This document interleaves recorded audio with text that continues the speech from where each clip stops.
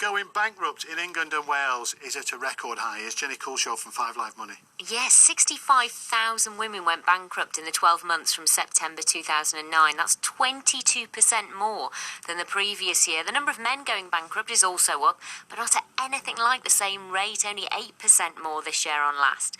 Well, we can speak to the gentleman who put this together using government data. It's Mark Sands. He's head of bankruptcy at the Business Advisors RSN Tenant. Good evening, Mark. Hello, Mark. Good evening. Hello. And we can also talk to Georgina Earle, who runs a debt advisory service for women called Women in Debt. Hello, Georgina. Good evening. Mark, if I start with you, if we look at these figures, it's something like 175 women a day going bankrupt. When you saw that, what did you make of it? I was quite surprised because over the last decade, when I've been monitoring personal insolvency levels, there's always been a bias towards men forming more like 60-65% of people in financial difficulty, and to see the numbers starting to even out, this could be part of a trend. And Georgina, this is something you're witnessing, isn't it? People come to you for debt advice. Yeah. I mean, we set up a women-only debt advice line specifically because there were so many women needing expert advice with the rising number of debt problems in the UK.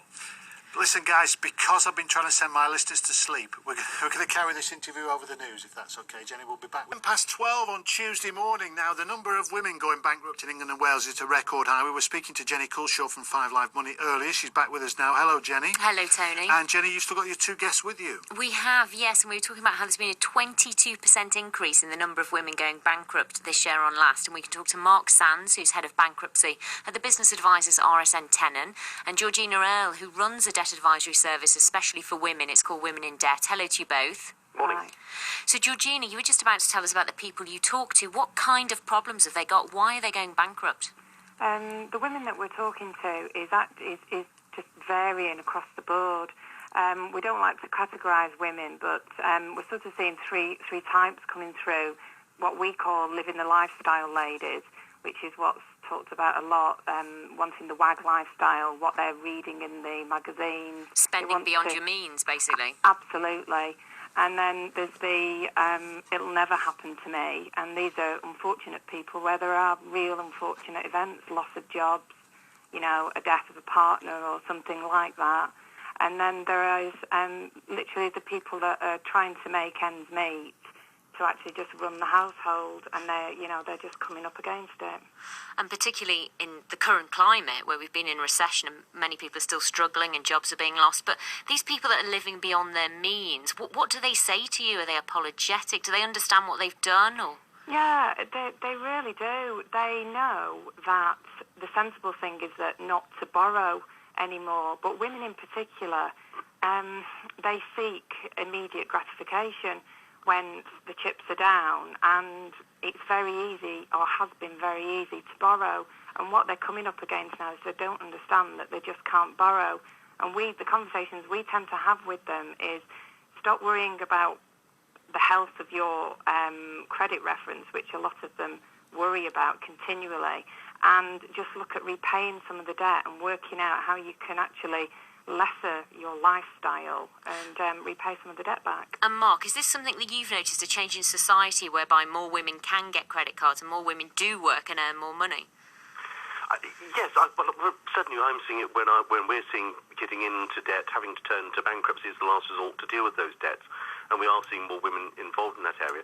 And I think a lot of it looks back almost over a generational change, that both partners in a relationship now want to contribute. A woman will say, look, I can contribute towards this holiday, I'll take out a credit card and pay towards it. I'm equal to you.